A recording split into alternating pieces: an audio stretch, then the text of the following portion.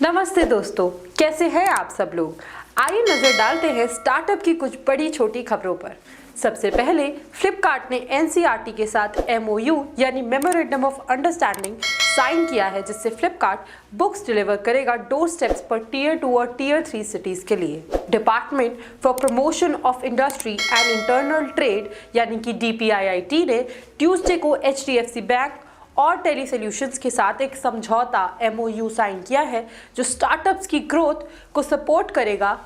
इस एमओयू के तहत एचडीएफसी बैंक स्टार्टअप्स को उनकी स्पेसिफिक ज़रूरत के हिसाब से कस्टमाइज्ड बैंकिंग और फाइनेंशियल प्रोडक्ट्स प्रोवाइड करेगा। डेटाब्रिक्स ने एक बड़ी फंडिंग राउंड में $10 बिलियन रेस करते हुए $62 बिलियन की वैल्यूएशन सिक्योर की है।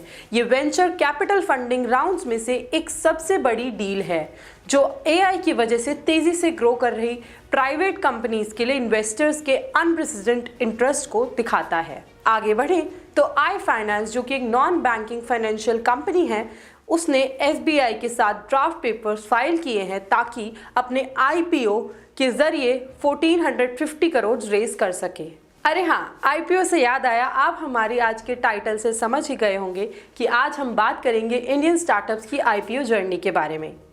2024 खत्म होने को है और ये साल इंडियन स्टार्टअप इकोसिस्टम के लिए एक गेम चेंजर रहा। इस साल का सबसे बड़ा हाईलाइट था स्टार्टअप आईपीओ का record breaking rise. 12 startups public गए और बिलियंस रेस किए, जो इंडिया को एक इनोवेशन और एंटरप्रेन्योरशिप हब के रूप में सीमेंट करता है। सबसे पहले बात करते हैं वेंचर कैपिटलिस्ट की। इस साल उन्होंने अपने इन्वेस्टमेंट्स का असर देखा।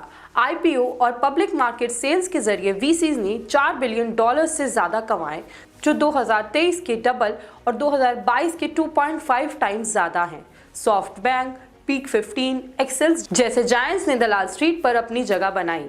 आईपीओ बूम कोई कोइंसिडेंस नहीं था, ये इंडिया के resilient economic growth, favourable market conditions और सेबी के प्रोग्रेसिव रेगुलेशंस का नतीजा था। जब दुनिया के दूसरे बड़े markets US, China, Europe IPO में पीछे रहे, इंडिया ने $1.35 बिलियन आईपीओ ग्लोबल स्पॉटलाइट में रहा। इसके अलावा जेप्टो, ब्लैकबक, इंफ्रामार्केट, मोबीक्विक, ममा अर्थ, ओयो, कार देखो, यात्रा.com, फार्मेसी, डिलीवरी और फ्रेशवर्क्स ने भी आईपीओ लॉन्च किया। ये स्टार्टअप सिर्फ प्रॉफिटेबल ही नहीं बल्कि इनोवेटिव सॉल्यूशंस लेकर आए, जो इंडिया और ग्लोबल इन्वेस्टर्स को अट्रैक्ट करते हैं। इंडियन स्टार्टअप्स ने कमाल की ग्रोथ दिखाकर ये मुकाम हासिल किया। अगर बात करें ट्रेडिशनल कंपनीज जैसे रेवलॉन कॉस्मेटिक्स ने 20 साल लिए 100 करोड़ के क्लब में आने के लिए, लेकिन स्टार्टअप्स जैसे शुगर कॉस्मेटिक्स ने ये सिर्फ 4 साल में कर लिया। सभी स्टार्टअप्स ने एक ही रूल पर काम किया कि पहले ग्रो करो, पैसे रेस करो, फिर उसमें से प्रॉफिट बनाओ। अब बात करते हैं 2025 की। कम से कम 25 स्टार्टअप्स आईपीओ के लिए तैयार हैं, जैसे जेटवर्क, मीशो, ब्लूस्टोन, ग्रो और पाइन लैब्स। यानी अगला साल और भी प्रॉमिसिंग होगा। 2024 में फंडिंग राउंड्स भी स्ट्रॉन्ग रहे। वीसी फर्म्स ने $10 बिलियन से ज़्यादा इन्वेस्ट किया और फैमिली ऑफिसेस ने $1 बिलियन से ज़्यादा कंट्रीब्यूट किया। जेप्टो ने ही अकेले $1 बिलियन रेस किए। 2024 में कंज्यूमर स्टार्टअप्स और एआई सेक्टर काफ़ी ग्रो हुआ। एक्सेल के आनंद डेलियल कहते हैं कि भारत के टियर 2 और टियर 3 मार्केट्स में अभी भी काफ़ी पोटेंशियल है। साथ ही AI based startups global level पर इंडिया का नाम रोशन कर रहे हैं।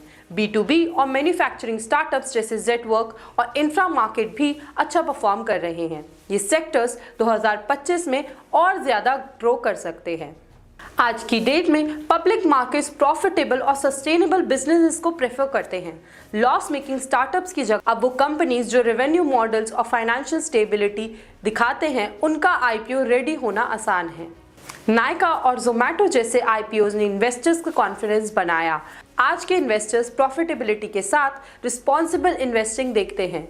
ESG, environment, social governance factors को कंसिडर करते हैं।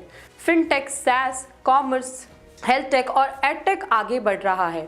फिनटेक मार्केट 2025 तक $1,500 बिलियन होने की प्रेडिक्शन है और Indian SaaS companies global enterprise solution दे रहे हैं। ई कॉमर्स भी 2030 तक $325 बिलियन तक पहुंचने की उम्मीद है। इंडिया का डिजिटल रेवोल्यूशन और आईपीओ वेव बस एक ट्रेंड नहीं है, ये एक ट्रांसफॉर्मेटिव शिफ्ट है जो अगले सालों में भी सस्टेन रहेगा। जो कंपनीज प्रॉफिटेबिलिटी, सस्टेनेबिलिटी और कंप्लायंस को बैलेंस करेंगी, वही इंडिया से IPO लैंडस्केप्स में लीड करेंगी। आज के लिए बस इतना ही। ऐसी और वीडियोस के लिए देखते रहिए राइजिंग भारत।